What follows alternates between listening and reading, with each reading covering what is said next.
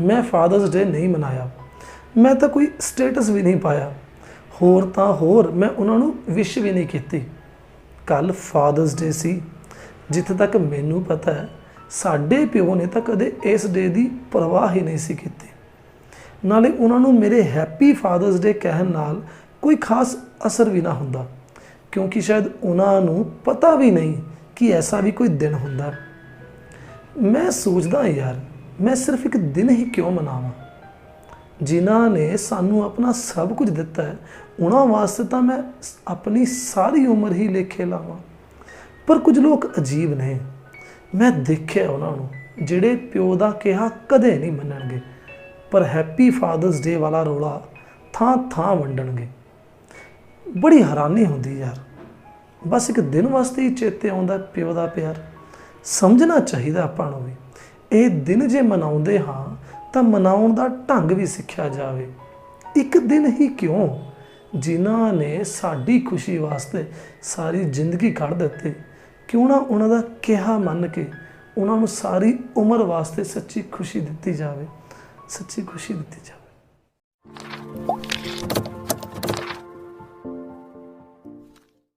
सत श्री अकाल जी, मेरा नाम है जसप्रीत सिंह ते तुसीं देख रहे हो Singh sons concept classes 2.0।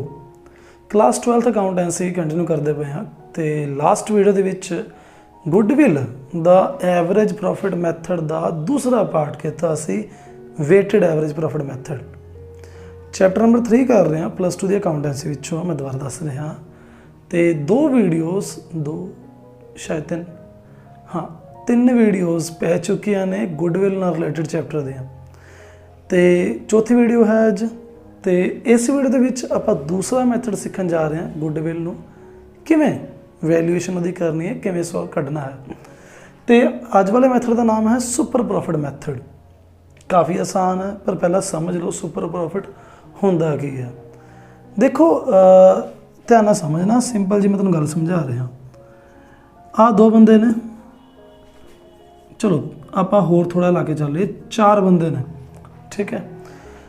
10 lakh इन्हें लाया, 10 लाख इन्हें लाया, 10 लाख इन्हें लाया, 10 लाख इन्हें लाया, ठीक है जी। चारों ने 10 लाख रुपया लाया। तो मार्केट के विच जिवें नॉर्मल रिटर्न उन्होंने मिल रही है, मन के चलो 12% मिल रही है। 12% का मतलब हो गया कि 1,20,000, 1,20,000 इन्हें कमाया, 1,20,000 इन्हें कमाया, तो तीजे बंदे ने भी 1,20,000 कमाया। बट चौथे बंदे ने 1.5 लाख रुपया कमा लिया। मड़ा एक मिनट ध्यान ना समझो मैं कह के रहा। 4 बंदे ने बिजनेस खोलिया, ठीक है।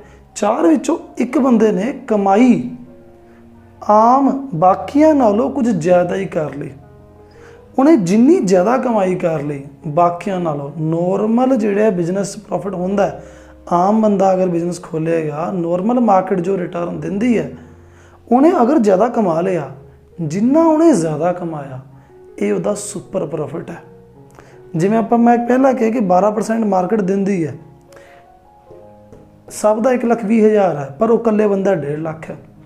देखो कितना फर्क पै गया। उन्हें 30,000 एक्सट्रा कमा लिया।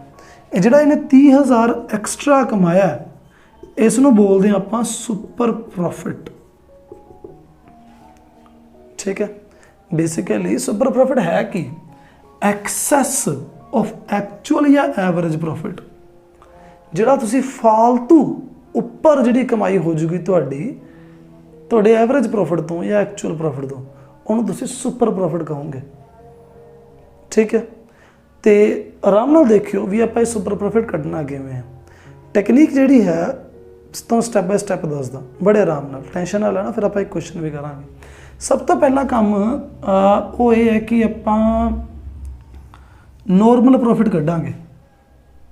पहला स्टैप यही है नॉर्मल प्रॉफिट कढ़न का। जिन्नी आपां कैपिटल लगाई होगी बिजनेस दे विच, जिवें इन्हां ने 10 लाख लाई सीगी, मल्टीप्लाई करांगे NRR अपॉन 100। ये NRR की चीज़ है, ये हैगा नॉर्मल रेट ऑफ रिटर्न। ये किवें निकलदा? पहला मैं तुहानूं दस देवां, 98% क्वेश्चनस दे विच सीधा सीधा दिता होगा, 5%, 10%, 15% जिन्ना भी दिता होएगा। बट ਕਦੇ ਕਦੇ ਉਹ ਮਾਰਕੀਟ ਰੇਟ ਆਫ ਰਿਟਰਨ ਤੇ ਰੇਟ ਆਫ ਰਿਸਕ ਜਿਹੜਾ ਹੈ ਦੋਨੋਂ ਅਲੱਗ-ਅਲੱਗ ਦੇ ਰੱਖੇ ਹੁੰਦੇ ਉਹਨਾਂ ਨੇ ਕਿ ਬਾਜ਼ਾਰ ਦੇ ਵਿੱਚੋਂ ਨੋਰਮਲ ਮਾਰਕੀਟ ਦੇ ਵਿੱਚੋਂ ਰੇਟ ਆਫ ਰਿਟਰਨ ਕਿੰਨਾ ਮਿਲ ਰਿਹਾ ਤੇ ਰਿਸਕ ਦਾ ਰੇਟ ਕਿੰਨਾ ਚੱਲ ਰਿਹਾ, ਉਹ ਦੋਹਾਂ ਦਾ ਪਲੱਸ ਕਰਕੇ ਆ ਗਿਵਨ ਹੋਏਗਾ ਤੇ ਆ ਵੀ ਗਿਵਨ ਹੋਏਗਾ। ਦੋਹਾਂ ਨੂੰ ਐਡ ਕਰਨ ਤੇ ਤੁਹਾਨੂੰ ਨੋਰਮਲ ਰੇਟ ਆਫ ਰਿਟਰਨ ਮਿਲ ਜਾਏਗਾ।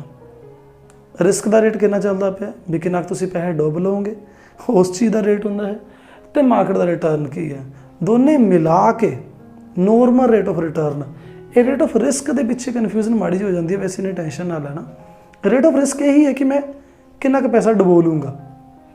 ਮਤਲਬ ਹੁਣ ਜਿਵੇਂ ਤੁਹਾਨੂੰ ਮੈਂ ਇੱਥੇ ਕਿਹਾ ਸੀਗਾ ਕਿ 12% ਦੀ ਰਿਟਰਨ ਹੈ, ਧਿਆਨ ਨਾਲ ਸਮਝੋ, ਮੈਂ ਕਿਹਾ ਸੀ 12% ਦੀ ਰਿਟਰਨ ਹੈ, ਮਾਰਕੀਟ ਰੇਟ ਆਫ ਰਿਟਰਨ 10% ਹੈ, 2% ਦਾ ਰਿਸਕ ਹੈ।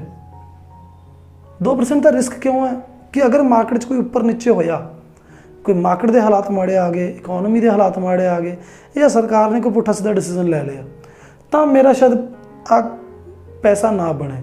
ਪਰ ਨੋਰਮਲੀ ਕਿਆ ਹੈ 12% ਬਣ ਜਾਂਦਾ ਅਗਰ ਰਿਸਕ ਨਾ ਹੋਵੇ, ਐਸਾ ਪੁੱਠਾ ਸਿੱਧਾ ਰਿਸਕ ਨਾ ਹੋਵੇ। ਤਾਂ ਆਹ ਕੀ ਸਿੱਖਿਓ ਤੁਸੀਂ, ਮਾਰਕੀਟ ਰੇਟ ਆਫ ਰਿਟਰਨ ਤੇ ਰਿਸਕ ਦਾ ਜਿਹੜਾ ਹੈਗਾ ਰੇਟ ਉਹ ਪਲੱਸ ਕਰਕੇ ਆਪਾਂ ਨੂੰ ਮਿਲਦਾ ਨੋਰਮਲ ਰੇਟ ਆਫ ਰਿਟਰਨ। ਠੀਕ ਹੈ ਜੀ। NRR ਅਦੋਂ ਹੁਣ ਪਲੱਸ ਕਰਕੇ ਆਏਗੀ, ਮੋਸਟ ਪ੍ਰੋਬਬਲੀ ਤੁਹਾਨੂੰ ਸਿੱਧਾ ਦਿੱਤਾ ਹੋਏਗਾ। ਮੈਂ ਤਾਂ ਦੱਸਦਾ ਕਿਉਂਕਿ ਕੁਛ ਇੱਕ ਅੱਧਾ ਕੁਐਸਚਨ ਤੁਹਾਨੂੰ ਐਸਾ ਮਿਲ ਸਕਦਾ ਜਿਹਦੇ ਵਿੱਚ ਅਲੱਗ-ਅਲੱਗ ਦਿੱਤੇ ਹੋਣ। ਤੀਸਰਾ ਪੁਆਇੰਟ, ਹੁਣ ਜਦੋਂ ਤੁਸੀਂ ਨੋਰਮਲ ਪ੍ਰੋਫਿਟ ਕੱਢ ਲਿਆ, ਨੋਰਮਲ ਪ੍ਰੋਫਿਟ ਉਹ ਮਤਲਬ ਜਿਹੜਾ ਤੁਸੀਂ ਕੈਪੀਟਲ ਲਾਈ ਹੈ ਉਹਦੇ ਹਿਸਾਬ ਨਾਲ ਤੁਹਾਨੂੰ ਕਿੰਨਾ ਪ੍ਰੋਫਿਟ ਬਣਦਾ। ਮੰਨ ਕੇ ਚੱਲੋ ਕੈਪੀਟਲ ਜਿਸ ਹਿਸਾਬ ਨਾਲ ਲਗਾਈਏ ਤੁਸੀਂ, ਤੁਹਾਡਾ ਪ੍ਰੋਫਿਟ ਬਣਦਾ 1,20,000। ਜਿਵੇਂ ਆਪਾਂ ਇੱਥੇ ਕੱਢਿਆ ਸੀਗਾ 10 ਲੱਖ ਦੇ ਉੱਤੇ 12%, 1,20,000। ਠੀਕ ਹੈ। ਤੇ ਨੋਰਮਲ ਰੇਟ ਆਫ ਰਿਟਰਨ ਆਪਾਂ ਤੁਹਾਨੂੰ ਦੱਸਤਾ 12%। ਅੱਗੇ ਸੁਪਰ ਪ੍ਰੋਫਿਟ ਕਿਵੇਂ ਕੱਢਾਂਗੇ, ਮੰਨ ਕੇ ਚੱਲੋ ਤੂੰ ਆਪਣੇ ਇੱਥੇ ਫਰਮ ਦੀ ਕਮਾਈ ਤਾਂ 1.5 ਲੱਖ ਰੁਪਇਆ ਹੋ ਗਈ, ਤੇ ਨੋਰਮਲ ਜਿਹੜਾ ਆਪਾਂ ਪ੍ਰੋਫਿਟ ਕੱਢਿਆ ਉਹਦੇ ਕਿੰਨਾ ਕੱਢਿਆ 1,20,000। ਤਾਂ ਜਿਹੜਾ ਇਹ ਫਾਲਤੂ ਨਿਕਲਿਆ ਦੋਹਾਂ ਦਾ ਡਿਫਰੈਂਸ ਜਿਹੜਾ ਹੈ ਕਿੰਨਾ ਆ ਗਿਆ 30,000 ਰੁਪਇਆ। ਇਹ ਤੁਹਾਡਾ ਸੁਪਰ ਪ੍ਰੋਫਿਟ ਹੈ। ਬਸ ਹੁਣ ਇਹ ਕਰਨਾ ਕਿ ਸੁਪਰ ਪ੍ਰੋਫਿਟ ਦਾ ਨਿੱਕਾ ਜਿਹਾ ਕੰਮ ਹੈ ਜੀ। ਗੁੱਡਵਿਲ ਕੱਢਣ ਵਾਸਤੇ ਸੁਪਰ ਪ੍ਰੋਫਿਟ ਨੂੰ ਨੰਬਰਸ ਆਫ ਈਅਰਸ ਪਰਚੇਜ਼ ਨਾਲ ਮਲਟੀਪਲਾਈ ਕਰ ਦਾਂਗੇ। ਇਹ ਨੰਬਰ ਆਫ ਈਅਰਸ ਪਰਚੇਜ਼ ਹਮੇਸ਼ਾ ਗਿਵਨ ਹੁੰਦੇ ਨੇ, ਵੈਸੇ ਵੀ ਆਪਾਂ ਤੁੱਕਾ ਨਹੀਂ ਮਾਰ ਸਕਦੇ। ਇਹ ਹੁੰਦੇ ਇਹ ਨੇ ਕਿ ਅਗਰ ਕੋਈ ਜਿਹੜਾ ਨਵਾਂ ਬਿਜ਼ਨਸ ਹੈ ਉਹਨੂੰ ਰਨਿੰਗ ਬਿਜ਼ਨਸ ਦੇ ਪ੍ਰੋਫਿਟ ਤੱਕ ਪਹੁੰਚਣ ਵਾਸਤੇ ਕਿੰਨਾ ਟਾਈਮ ਲੱਗ ਜਾਊਗਾ। ਓਬਵੀਅਸ ਹੈ ਨਾ, ਜਿਹੜਾ ਬਿਜ਼ਨਸ ਚੱਲ ਰਿਹਾ ਹੋਊਗਾ ਪੁਰਾਣਾ ਉਹਦੀ ਕਮਾਈ ਜ਼ਿਆਦਾ ਹੋਊਗੀ ਸਾਲ ਦੀ, ਤੇ ਜਿਹੜਾ ਹੁਣੇ ਸ਼ੁਰੂ ਕੀਤਾ ਉਹਦੀ ਕਮਾਈ ਘੱਟ ਹੋਊਗੀ। ਪਰ ਉਹ ਕਮਾਈ ਬਰਾਬਰ ਆਉਣ ਤੱਕ ਕਿੰਨਾ ਟਾਈਮ ਲੱਗੇਗਾ, 2 ਸਾਲ 3 ਸਾਲ 4 ਸਾਲ 5 ਸਾਲ। ਤਾਂ ਆਹ number of years purchase question 'ਚ ਜ਼ਿਆਦਾਤਰ ਦਿੱਤੇ ਹੋਣਗੇ। ਤੁਸੀਂ ਬਸ ਸੁਪਰ ਪ੍ਰੋਫਿਟ ਨੂੰ ਇਹਦੇ ਨਾਲ ਮਲਟੀਪਲਾਈ ਕਰਨਾ, ਆਪਣੇ ਕੋਲ ਆਨਸਰ ਆ ਜਾਏਗਾ ਜੀ। ਟੈਕਨੀਕ ਬੜੀ ਸੌਖੀ ਹੈ, ਬਟ ਕੁਛ ਇੱਕ ਚੀਜ਼ ਹੈਗੀ ਹੈ ਜਿਹੜੀ ਕਿ ਮੁਸ਼ਕਿਲ ਹੋਏਗੀ, ਉਹ ਤੁਹਾਨੂੰ ਮੈਂ ਦੱਸਦਾ ਕਿਆ। ਹਾਂਜੀ, ਤੇ ਹੁਣ ਇਸ ਤੋਂ ਬਾਅਦ ਸਿੱਖਿਓ ਵੀ ਕੈਪੀਟਲ ਇੰਪਲੋਇਡ ਕਿਵੇਂ ਕਰਨੀ ਹੈ। ਮੁੱਖ ਦੀ ਗੱਲ 2 ਅਪਰੋਚਸ ਨੇ, ਇੱਕ ਹੈਗੀ ਲਾਇਬਿਲਿਟੀ ਸਾਈਡ ਦੀ, ਇੱਕ ਹੈਗੀ ਐਸੈਟ ਸਾਈਡ ਦੀ। ਫਾਰਮੂਲਾ ਸਮਝ ਲਓ, ਸਮਝ ਆ ਜਾਏਗਾ, ਸੌਖਾ ਹੀ ਹੈ। ਕੈਪੀਟਲ ਇੰਪਲੋਇਡ ਪਹਿਲਾਂ ਤੁਹਾਨੂੰ ਮੋਟਾ ਦੱਸ ਦੇਣਾ, ਦੇਖੋ ਹੁੰਦੀ ਕੀ ਹੈ। ਕੈਪੀਟਲ ਇੰਪਲੋਇਡ ਬਿਜ਼ਨਸ 'ਚ ਲਗਾਇਆ ਹੋਇਆ ਪੈਸਾ, ਬਸ ਮੇਨ ਇਹੀ ਹੈ। ਬਿਜ਼ਨਸ 'ਚ ਲਗਾਇਆ ਹੋਇਆ ਪੈਸਾ ਉਹਨੂੰ ਕੈਪੀਟਲ ਇੰਪਲੋਇਡ ਕਹਿ ਦਿੰਦੇ ਹਾਂ। ਹੁਣ ਡੂੰਘੀਆਂ ਗੱਲਾਂ ਕੀ ਨੇ, ਡੂੰਘੀਆਂ ਗੱਲਾਂ ਇਹ ਨੇ ਕਿ ਉਸ ਪੈਸਾ ਇਕੱਲੇ ਮਾਲਕ ਦਾ ਹੀ ਨਹੀਂ ਗਿਣਿਆ ਜਾਂਦਾ, ਬਾਹਰਲਾ ਵੀ ਪੈਸਾ ਗਿਣਿਆ ਜਾਂਦਾ। ਕੈਪੀਟਲ ਇੰਪਲੋਇਡ ਦੇ ਵਿੱਚ ਤੁਹਾਨੂੰ ਬੁੱਕ ਦੇ ਵਿੱਚ ਫਾਰਮੂਲਾ ਕਿਤੇ ਗਲਤ ਦੇਖਣ ਨੂੰ ਮਿਲਦਾ। ਜਿਹੜਾ ਨੋਨ ਕਰੰਟ ਲਾਇਬਿਲਿਟੀਜ਼ ਹੁੰਦੀਆਂ ਨੇ, ਮੋਟਾ ਲੋਨ ਅਗਰ ਬਾਹਰੋਂ ਲੈ ਰੱਖਿਆ ਪਲੱਸ ਮਾਲਕ ਦੀ ਕੈਪੀਟਲ, ਉਹਦੇ ਪ੍ਰੋਫਿਟ, ਉਹਦੇ ਰਿਜ਼ਰਵ, ਇਹ ਸਾਰਾ ਕੁਝ ਮਿਲਾ ਕੇ ਕੈਪੀਟਲ ਇੰਪਲੋਇਡ ਬਣਦੀ ਹੈ। ਕੈਪੀਟਲ ਇੰਪਲੋਇਡ ਮਾਲਕ ਦਾ ਜਿਹੜਾ ਪੈਸਾ ਤੇ ਜਿਹੜਾ ਬਾਹਰਲਾ ਮੋਟਾ ਪੈਸਾ ਉਧਾਰ ਲਿਆ ਹੋਇਆ ਉਹਨੂੰ ਮਿਲਾ ਕੇ ਬਣਦੀ ਹੈ। ਮਾੜਾ ਜਿਹਾ ਕੁਛ ਗੱਲਾਂ ਹੋਰ ਨੇ, ਧਿਆਨ ਨਾਲ ਸਮਝਿਓ। ਪਹਿਲੀ ਗੱਲ ਤਾਂ ਕੈਪੀਟਲ, ਦੂਜੀ ਗੱਲ ਰਿਜ਼ਰਵ, ਕਿਉਂਕਿ ਕੈਪੀਟਲ ਦੇ ਵਿੱਚ ਪ੍ਰੋਫਿਟ ਪਲੱਸ ਹੁੰਦੇ ਨੇ ਤੇ ਪ੍ਰੋਫਿਟ ਦਾ ਹੀ ਪਾਰਟ ਰਿਜ਼ਰਵ ਹੁੰਦੇ ਨੇ, ਤਾਂ ਰਿਜ਼ਰਵ ਨੂੰ ਕੈਪੀਟਲ 'ਚ ਐਡ ਕਰਨਾ। ਅੱਗੇ ਨੋਨ ਕਰੰਟ ਲਾਇਬਿਲਿਟੀਜ਼, ਮੈਂ ਦੁਬਾਰਾ ਬੋਲ ਰਿਹਾ, ਨੋਨ ਕਰੰਟ ਲਾਇਬਿਲਿਟੀਜ਼ ਨੇ ਇੱਥੇ ਪਲੱਸ ਕਰਨ ਨੂੰ। ਇਸ ਤੋਂ ਇਲਾਵਾ ਕੁਛ ਐਸੇ ਖਰਚੇ ਹੁੰਦੇ ਨੇ ਜਾਂ ਇੱਕ ਤਰੀਕੇ ਦਾ ਨੁਕਸਾਨ ਲਗਾ ਲਓ, ਲੋਸਿਸ ਹੋਏ ਪਏ ਨੇ ਜਿਹੜੇ ਕਿ ਹੋ ਰੱਖੇ ਨੇ, ਪਰ ਉਹਨਾਂ ਨੂੰ ਆਪਾਂ ਬੈਲੈਂਸ ਸ਼ੀਟ 'ਚ ਸੰਭਾਲ ਕੇ ਰੱਖਿਆ ਤਾਂ ਕਿ ਉਹਨਾਂ ਨੂੰ ਹਰ ਸਾਲ ਥੋੜਾ ਕਰਕੇ ਕੰਸੀਡਰ ਕਰਾਂਗੇ, ਉਹਨਾਂ ਨੂੰ ਰਾਈਟ ਆਫ ਕਰਦੇ ਜਾਵਾਂਗੇ ਥੋੜਾ ਕਰਕੇ। ਪਰ ਅੱਜ ਉਹ ਲੋਸ ਸਾਰੇ ਦੇ ਸਾਰੇ ਸਾਫ਼ ਕਰ ਦਿਓ, ਕੈਪੀਟਲ ਦੇ ਵਿੱਚੋਂ ਕੱਢ ਦਿਓ। ਜਿਵੇਂ ਕਿ ਅਗਰ ਗੁੱਡਵਿਲ, ਉਹ ਵਾਲੀ ਗੁੱਡਵਿਲ ਜਿਹੜੀ ਉੱਥੇ ਬੈਲੈਂਸ ਸ਼ੀਟ 'ਚ ਲਿਖੀ ਹੋਈ ਹੈ, ਮੈਂ ਉਹਦੀ ਗੱਲ ਨਹੀਂ ਕਰ ਰਿਹਾ ਜਿਹੜੀ ਆਪਾਂ ਕੱਢ ਰਹੇ ਹਾਂ। ਆਪਾਂ ਕੱਢ ਰਹੇ ਹੁੰਦੇ ਹਾਂ ਸੈਲਫ ਜਨਰੇਟਡ ਗੁੱਡਵਿਲ। ਇਹ ਕਿਹੜੀ ਗੁੱਡਵਿਲ ਹੈ? ਜਿਹੜੀ ਪਰਚੇਜ਼ਡ ਹੁੰਦੀ ਹੈ, ਜਦੋਂ ਬਿਜ਼ਨਸ ਖਰੀਦਿਆ ਸੀ ਇਹ ਉਦੋਂ ਦੀ ਲੰਕ ਰਹੀ ਹੈ ਉੱਥੇ ਬੈਲੈਂਸ ਸ਼ੀਟ 'ਚ, ਉਹ ਵਾਲੀ ਗੁੱਡਵਿਲ ਦੀ ਅਮਾਊਂਟ ਵੀ ਮਾਈਨਸ ਕਰ ਦਿਓ। ਇਸ ਤੋਂ ਬਾਅਦ ਫਿਕਟੀਸ਼ੀਅਸ ਐਸੈਟਸ, ਜਿਹਨੂੰ ਆਪਾਂ ਡੈਫਰਡ ਰੈਵਨਿਊ ਐਕਸਪੈਂਡੀਚਰ ਵੀ ਕਹਿ ਦਿੰਦੇ ਹਾਂ, ਜਿਹਦੇ ਵਿੱਚ ਐਡਵਰਟੀਜ਼ਮੈਂਟ ਐਕਸਪੈਂਸਿਸ ਆਉਂਦੇ ਨੇ। ਮਤਲਬ ਐਸਾ ਲੋਸ ਜਿਹਨੂੰ ਰਾਈਟ ਆਫ ਕਰਨਾ ਆਪਾਂ ਥੋੜ੍ਹੇ ਸਾਲਾਂ 'ਚ, ਇਸੇ ਕਰਕੇ ਸੰਭਾਲ ਕੇ ਰੱਖਿਆ ਪਿਆ।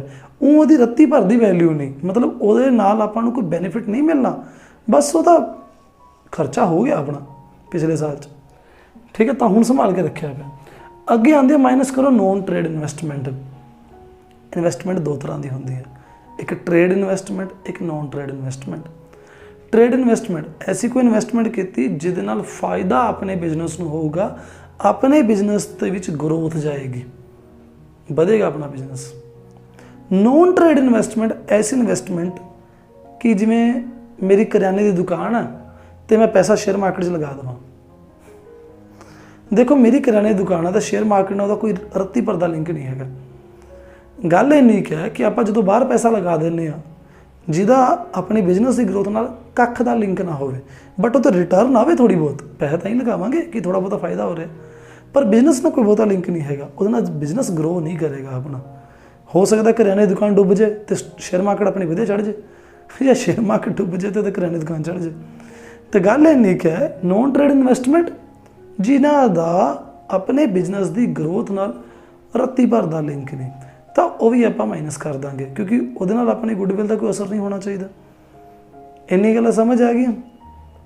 ਇੱਕ ਚੀਜ਼ ਹੋਰ ਦੱਸ ਦੇਵਾਂ, ਜਿਹੜਾ ਇੱਥੇ ਨੋਨ ਟ੍ਰੇਡ ਇਨਵੈਸਟਮੈਂਟ ਮਾਈਨਸ ਕੀਤਾ, ਅਗਰ ਉੱਥੇ ਪੇਪਰ ਮਤਲਬ ਕੁਐਸਚਨ 'ਚ ਲਿਖਿਆ ਆ ਜਾਂਦਾ ਇਨਵੈਸਟਮੈਂਟ, ਸਿਰਫ ਲਿਖਿਆ ਆ ਜੇ ਇਨਵੈਸਟਮੈਂਟ, ਮੂਹਰੇ ਕੁਛ ਨਾ ਲਿਖਿਆ ਹੋਵੇ ਕਿ ਨੋਨ ਟ੍ਰੇਡ ਹੈ ਜਾਂ ਟ੍ਰੇਡ ਹੈ, ਤਾਂ ਤੁਸੀਂ ਕੀ ਕੰਸੀਡਰ ਕਰੋਗੇ?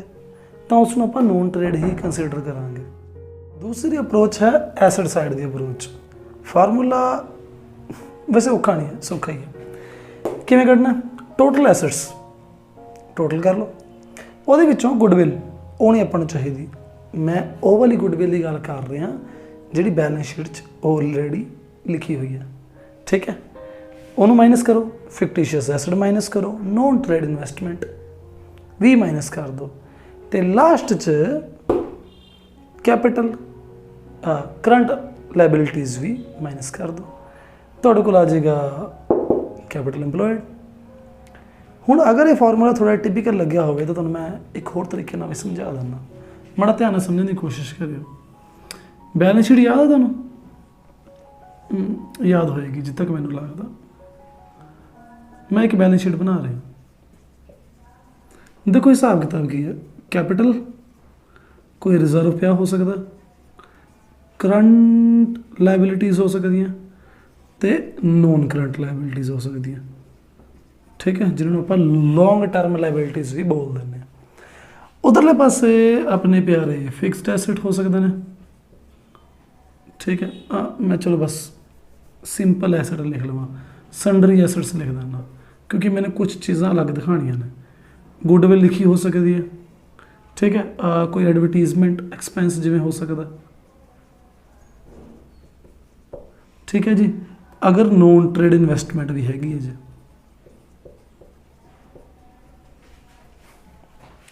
ਠੀਕ ਹੈ। ਦੇਖੋ ਆਪਾਂ ਫਾਰਮੂਲਾ ਬਣਾ ਵੀ ਸਕਦੇ ਹਾਂ, ਕੋਈ ਏਡਾ ਇੰਨਾ ਜ਼ੋਰ ਪਾਉਣ ਵਾਲਾ ਕੰਮ ਨਹੀਂ ਹੈਗਾ।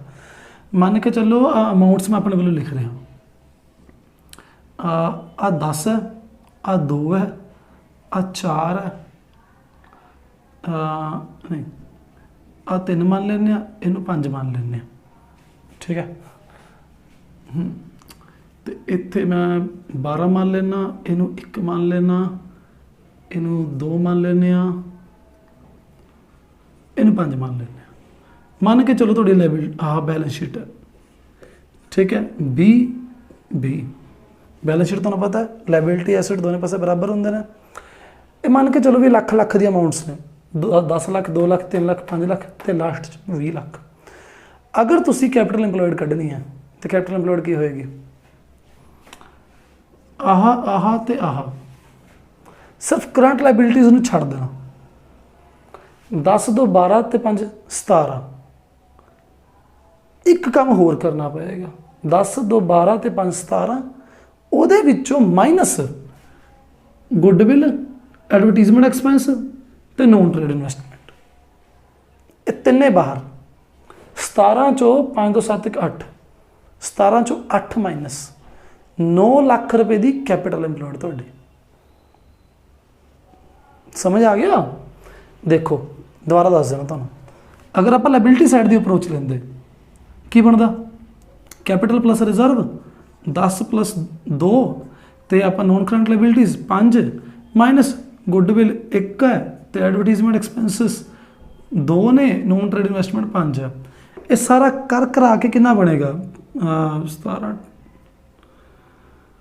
9 लाख रुपया।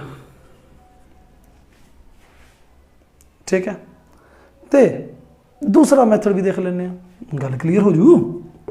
टोटल एसेट्स, टोटल एसेट कितने दिन 20 20 है, उस माइनस करो, गुडविल चक दो, फिक्टिशियस एसेट चक दो, नॉन ट्रेड इन्वेस्टमेंट चक दो। देखो टोटल एसेट्स चों आ नहीं लेने, आप तो कदा रौला पा रहे हैं भी नहीं लेना, 5 2 1, ठीक है, पहले भी नहीं ले। उस तो बाद देखो अगर मैं आ चीज़ मेन भी आ पता करनी है तो एक आ होनी चाहिए है, तो करंट लाइबिलिटी बस इनू पकड़ देने बाहर, माइनस कर देने -3। आ कर लियो, 20 चो 5 कड्डे 15, चो 2 कड्डे 13, 13 चो 4 कड्डे 9 लाख। बस जिहड़ी मर्जी अप्रोच लाओ कैपिटल इंप्लॉयड की वैल्यू सेम आएगी।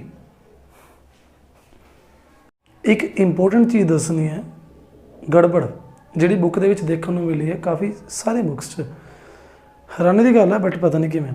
TS गरेवाल की बुक दे विच भी है, कैपिटल इंप्लॉयड का फार्मूला उत्थे लिखा होया है टोटल एसेट्स, जिहदे विच goodwill, fictitious asset, non trade investment छड्ड के मतलब कि माइनस करके कहंदे उहदे विचों माइनस कर दो आउटसाइड लाइबिलिटी। हुण इत्थे गड़बड़ है ये फार्मूले च, ये फार्मूला ना वरतियो प्लीज़, मैं बस तुहानूं ये गल दसनी सीगी, क्योंकि आउटसाइड लाइबिलिटी का मतलब निकलदा है बाहर वालियां नूं जिहड़ी लाइबिलिटी है, जिहड़े बाहर वालियां वास्ते आपां पैसे पे करने ने। हुण आउटसाइड लाइबिलिटी दे विच तां नॉन करंट लाइबिलिटी ते नॉन करंट लाइबिलिटी दोनों आ जांदियां ने, पर असल दे विच फार्मूला है आउटसाइड लाइबिलिटी नहीं हैगा, असली फार्मूला आह है, करंट लाइबिलिटीज़ माइनस करनियां ने, ना कि आउटसाइड वाली लाइबिलिटीज़। तो इस चीज़ का जरूर ध्यान रखियो। हाँ जी, आगे तुसीं तो आ क्वेश्चन करते हैं, सौखे तो शुरू करके औखे तक जावांगे, जरूर जावांगे, पर पहला शुरुआत हमेशा सौखे तो कर दें। कैपिटल इन्वेस्टेड 80,000 है, NRR normal rate of return 15% है, प्रॉफिट अर्न कितने 2018 19 20 दे विच 2018 17,000, 19 20,000, 20 23,000, लास्ट में लिख भी देना रिस्पेक्टिवली। ठीक है, नंबर्स ऑफ ईयर्स परचेज 2 साल है जी। क्वेश्चन काफ़ी आसान है। सब तो पहले तो तुसी इत्थे कढोगे normal profit, capital employed 80,000, 80,000 into normal rate of return 15% means 15/100, एक करोगे मल्टीप्लाई बनेगा 12,000 रुपये। इन्नी गल ओके है? ओके। अगली चीज़ है एक्चुअल अपने जो प्रॉफिट ने, एक्चुअल एवरेज प्रॉफिट। देखो आ नॉर्मल प्रॉफिट का मतलब सिंपल जी गल यह है कि मार्केट आम तौर पर 15% का रिटर्न दे रही है। नॉर्मल अगर वो जी बिजनेस कोई भी बंदा करे तो 15% का रिटर्न आऊगा। कुछ हटके आप कुछ स्पैशल तरीके ना आप अगर बिजनेस करांगे, कुछ बढ़िया तरीके ना करांगे जिसना कस्टमर होर खुश होंगे तो अपना प्रॉफिट ज़्यादा होएगा। तो वो हिसाब किताब इत्थे लिखा कि कहते average profit 17,000 plus 20,000 plus 23,000 divide by 3, ਇਹਦਾ ਬਣੇਗਾ total 60,000 I think, divide by 3 cut के आ गया जी 20,000 रुपए। आम तौर ते ਜਿਹੜੀ रिटर्न है 12 ਦੀ ਮਿਲਦੀ है, नॉर्मल प्रॉफिट 12,000 ਦਾ, पर देखो साडी हिम्मत कि ਅਸੀਂ 20,000 कमा ले, तो सुपर प्रॉफिट कितना होया लग गया पता? सौखा जी, सुपर प्रॉफिट कितना होया 20,000 माइनस 12,000 कितना 8,000 रुपए। ठीक है, सिंपल है। अगली जिहड़ी चीज़ है वो है गुडविल पता करनी। गुडविल कढ़न लई सिंपल तरीका, जिन्ना अपना सुपर प्रॉफिट है 8,000 into numbers of years purchase, दो ना मल्टीप्लाई किया 16,000 रुपए आंसर आ गया जी। बस इन्ना काम से अपना। तो मैं सोच रहा सी कि अज की वीडियो च बस इन्ना कुछ ही करते हैं। अगली वीडियो के विच आपां सुपर प्रॉफिट नाल रिलेटेड कुछ औखे वाले तकड़े वाले सोहने सोहने क्वेश्चनस करांगे। फिलहाल लई चंगा जी, सत श्री अकाल।